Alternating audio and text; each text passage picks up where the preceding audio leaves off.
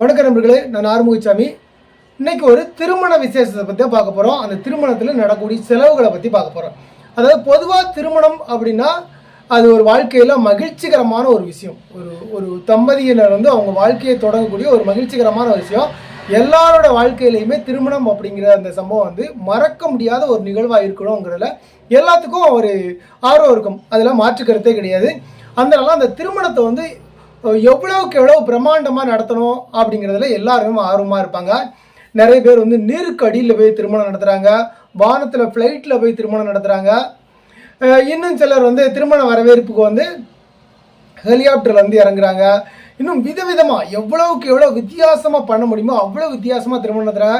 இன்றைக்கி ஆன்லைன்லேயே திருமணங்கள் நடக்க ஆரம்பிச்சிட்டு, பொண்ணு ஒரு பக்கம் இருக்காங்க, மாப்பிள்ளை ஒரு பக்கம் இருக்கிறாங்க, உறவினர்கள்லாம் இன்னொரு பக்கம் இருக்காங்க. ஆன்லைனில் ஜூமில் மீட்டிங் நடக்கிற மாதிரி திருமணங்கள் நடக்க ஆரம்பிச்சாச்சு. மெட்டாமாஸ்க் திருமணம்லாம் நடக்க ஆரம்பிச்சாச்சு.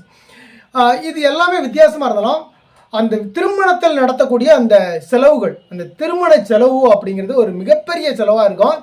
பொதுவாக வரதட்சணை வாங்குறதே அந்த திருமண செலவுக்காக தான் வரதட்சணை வாங்குறதா பேசிக்கிடுவாங்க. பொண்ணுக்கு கொடுத்து அனுப்புறதுங்கிறத விட அந்த திருமண செலவை யார் ஏற்றுக்கிடுறதுல ஒரு பெரிய விவாதமே நடந்துக்கிட்டு இருக்கோம். இப்படி ஒரு பிரம்மாண்டமான திருமணத்தை பற்றி தான் நம்ம பார்க்க போகிறோம். இது யாரோட திருமணம் அப்படின்னு பார்த்தீங்கன்னா, இந்தியாவிலேயே மிகப்பெரிய பணக்கார வீட்டு திருமணம், உலகத்திலே 4வது கோடீஸ்வரன் சொல்லக்கூடிய நம்ம அம்பானி வீட்டு திருமணங்க. அம்பானியுடைய 2வது மகன் ஆனந்த் அம்பானி, இவருடைய திருமண விருந்து சமீபத்தில் நடந்துட்டு இருக்குது. இவருக்கு திருமண நிச்சயதார்த்தம் எப்போ பண்ணாங்க பார்த்தீங்கன்னா, ஒரு வருஷத்துக்கு முன்னாடியே திருமண நிச்சயதார்த்தம் பண்ணிட்டாங்க. உலக பணக்காரர் வரிசையில் இடம்பெற்றுள்ள ரிலையன்ஸ் நிறுவனங்களுடைய தலைவர் முகேஷ் அம்பானியோட வீட்டு 3வது திருமணம் நடக்கிறதுக்கு ஆகாஷ் அம்பானி, ஆனந்த் அம்பானி சொல்லி 3 குழந்தைகள்.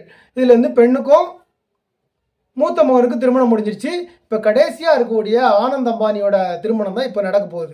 அம்பானிங்கிறத கேள்விப்படும் போது ரொம்ப ஃபேமஸான ஒரு பேர். இவர் என்னன்னு பார்த்தீங்கன்னா, உடல் எடையை கூட்டுறது குறைக்கிறதுல ரொம்ப ஃபேமஸாக பேசப்பட்ட ஒரு நபர். இந்த ஆனந்த் அம்பானியோட திருமணம் ஜூலை 12ஆம் தேதி நடக்கிறதுக்கு குஜராத்தில் ராதிகா மெர்ச்சன்ட் அப்படிங்கிறவங்கள இவர் காதலிச்சுட்டு வந்தார். இவங்களுக்கு திருமண நிச்சயதார்த்தம் அப்படிங்கிறது பார்த்தீங்கன்னா போன ஜனவரி 2023 ஜனவரியிலே நடந்து முடிஞ்சிருச்சு.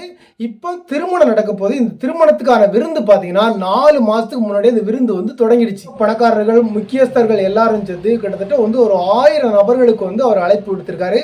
அமிர்தாப் பச்சன், அபிஷேக் பச்சன், ரஜினிகாந்த், ஷாருக் கான், அமீர் கான், ரன்வீர் கபூர், ஆலியா பட், விக்கி கௌசல், கேத்ரினா கைப்புன்னு சொல்லி நிறையா திரையுலக பிரபலங்கள்லாம் அவர் அழைப்பு கொடுத்துருக்காரு. இவ்வளவு பிரபலங்கள் வந்திருந்தா கூட அந்த பகுதியில் இருக்க மக்களுக்கு விருந்துக்கு அழைப்பு கொடுத்துருக்காரு. குஜராத்தில் ஜாம்நகர் அதை சுற்றி உள்ள பகுதி மக்களுக்கு எல்லாம் அழைப்பு கொடுத்துருந்தாங்க. கிட்டத்தட்ட ஒரு 51,000 மக்கள் அந்த விருந்தில் கலந்துருக்காங்க. நேற்று இந்த விருந்து நடந்திருக்குது. இந்த விருந்து தான் பிரமாதமாக நடந்துகிட்டு இருக்குது. திருமணம் எப்போ நடக்க போகுதுன்னு பார்த்தீங்கன்னா இன்னும் தேதியே குறிக்கலை. அநேகமாக திருமணம் ஜூலை 12ஆம் தேதி நடக்கலாம்னு சொல்கிறாங்க. அதாவது 4 மாதத்துக்கு முன்னாடியே அந்த திருமணத்துக்கான கொண்டாட்டங்கள் ஆரம்பிச்சிட்டாங்க. நிச்சயதார்த்தம் முடிஞ்சு 1.25 வருஷம் ஆகுது. கொண்டாட்டங்கள், திருமணத்துக்கான கொண்டாட்டம் 4 மாதத்துக்கு முன்னாடியே ஆரம்பிக்கும். அப்போ எவ்வளோ பிரம்மாண்டமாக ஒவ்வொரு நாட்களையும் அவங்க அந்த திருமணத்தில் ரசித்து கொண்டாடிட்டு இருக்காங்கன்னு பார்த்துக்கோங்க. இதில் ஃபேமஸாக சொல்லப்படுது அந்த உணவு வகைகள் தான். கிட்டத்தட்ட 2500 உணவு வகைகள் அங்கே பரிமாறப்படுதான். இதில் முக்கியமாக இந்தூர் உணவுகளுக்கு முக்கியத்துவம் கொடுக்கதான் சொல்கிறாங்க. காலை உணவாக மட்டும் 70 வகையான வெரைட்டிஸும், மத்தியான உணவுக்கு 250 வெரைட்டிஸும் பண்ணிருக்காங்க. இது போக உணவு விரும்பிகளுக்காக அதுக்கு நைட்டு நிறையா ஐட்டங்கள்லாம் ரெடி பண்ணி வச்சுருக்காங்க. இந்த திருமண விருந்தத்தில் பில்கேட்ஸ்லேருந்து, தாய்லாந்து மன்னர்லேருந்து, அதே போல் நம்ம ட்ரம்மோட மகள், இந்த மாதிரி நிறைய பிரபலங்கள், உலக பணக்காரர்கள், அவங்க ஏற்கனவே அவர் உலக பணக்காரர் லிஸ்ட்டில் இருக்கார். உலக பணக்காரர்கள் எல்லாருமே அந்த விருந்தில் பங்கேற்க போகிறாங்க. திருமண விழா அப்படிங்கிறது ஒரு பெரிய ரிசார்ட்ஸில் நடக்கும் அப்படின்னு நம்ம எதிர்பார்த்துட்டு இருந்தால் எல்லாம் கிடையாது. அவருடைய பண்ணை வீட்டில் நடக்க போகுது. பண்ணை வீடுன்னு சொன்னால் அது காடு பக்கத்தில் அந்த பண்ணை வீடுகள்லாம் அமைச்சிருக்காங்க. அந்த பண்ணை வீட்டில் என்னெல்லாம் இருக்கா அப்படின்னு பார்த்தீங்கன்னா, ஏற்கனவே அது காடு பக்கத்தில் இருக்கல, அங்கே யானை, சிங்கம், புலி, மான், இந்த மாதிரி எல்லா விதமான விலங்குகளும் அங்கே இருக்குதுன்னு சொல்கிறாங்க. ஒரு திருமண விழாவே ஒரு காட்டுக்குள்ள நடக்கிற மாதிரி ஒரு பிரமாண்டத்தை ஏற்படுத்தி பண்ணியிருக்காங்க. இப்போதைக்கு இந்த திருமண விருந்து அப்படிங்கிறது ரொம்ப ஃபேமஸாக பார்க்கப்படுது. இன்னும் 4 மாதம் இந்த திருமணம் நடக்க போகுது. இந்த கொண்டாட்டங்கள் ஒவ்வொரு நாளும் பேசப்படக்கூடிய அளவுக்கு மிக மிக பிரமாண்டமாக அவர் ரெடி பண்ணிட்டு இருக்காரு. இன்னும் என்னென்ன பண்ண போகிறாங்க சொல்லி இனிமேல் தான் நம்ம பார்க்க போகிறோம். அதில் முக்கியமாக சமூக வலைத்தளங்களில் அது வந்து ஒரு மீம்ஸாகவே போட்டுக்கிட்டு இருக்காங்க. மீம்ஸ் அப்படி சொல்கிறத விட ஒரு பாசிட்டிவாக பார்த்துட்டு இருக்காங்க. இன்னும் சிலர் வந்து 90 கிட்ஸ் வந்து கல்யாணத்துக்கு பொண்ணு கிடைக்கதே பெரிய விஷயமா இருக்கு, இவங்க என்னப்பா இப்படி பண்ணிக்கிட்டு இருக்காங்கன்னு சொல்லி அவங்க ஒரு சைடில் கமெண்ட் பண்ணிக்கிட்டு இருக்காங்க.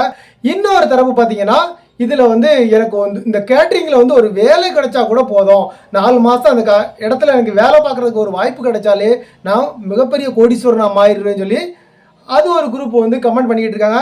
இன்னும் பார்த்தீங்கன்னா இன்னும் நிறைய பேர் வந்து எனக்கு கல்யாணம் முடிச்சு 20 லட்ச ரூபா கடன் எனக்கு திருமணம் முடிச்சதில் 20 லட்ச ரூபா கடன் தான் இருக்குது அப்படின்னு சொல்லி இன்னொரு குரூப் கமெண்ட் பண்ணிக்கிட்டு இருக்காங்க. இன்னும் சிலர் வந்து ஜியோ ப்ரீபெய்டில் இருக்க எல்லாத்துக்கும் வந்து ஒரு 2 மாதத்துக்கு ஃப்ரீயாக நெட்டு கொடுத்தா நல்லா இருக்கும்ல, ஃப்ரீயாக ரீசார்ஜ் பண்ணி விடலாம அப்படின்னு சொல்லி இன்னொரு குரூப் அவங்களோட தேவைகளை கேட்டுக்கிட்டு இருக்காங்க.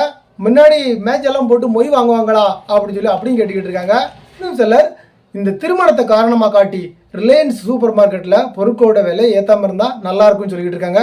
இந்த திருமணம் ப்ளஸ் உங்களுடைய கருத்துக்களை இந்த வீடியோட கமெண்ட் பாக்ஸில் கமெண்ட் பண்ணுங்கள். மீண்டும் வேறொரு வீடியோவில் சந்திக்கலாம். நன்றி, வணக்கம்.